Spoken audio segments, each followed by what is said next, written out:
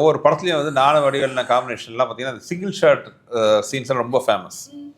இப்போ கிரியில பார்த்தா அந்த இது ஒரே ஷாட்லாம் சொல்லுவார், முட்டுச்சந்து போய் மாலு விடிய அடிச்சாங்க, எவ்வளோ நல்லவன்னு சொல்லிட்டாங்கன்னு வரும், அது ஒரு சிங்கிள் ஷாட்டு. அதே மாதிரி வின்னரில் பார்த்தீங்கன்னா அது ஒரே ஷாட் வரும், அது போன மாதம், நான் சொல்கிறது இந்த மாதம். அந்த மாதிரி இந்த ஐக்கானிக்காக சிங்கிள் ஷாட் இதெல்லாம் வரும். ஸோ கேங்கர்ஸ்லையும் அதே மாதிரி ஒரு சிங்கிள் ஷாட்டாக ஒன்று வைக்கணும்.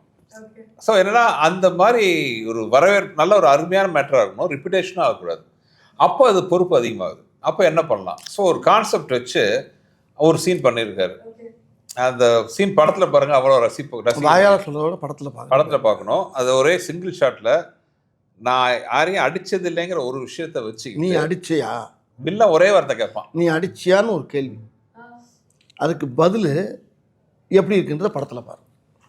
அது நீ அடிச்சியா, நான் யாரையுமே அடிச்சதில்லை அப்படின்னு, அது அடிச்சதில்லைங்கிறதுக்கு ஒரு பெரிய உதாரணமாக சொல்லுவார்.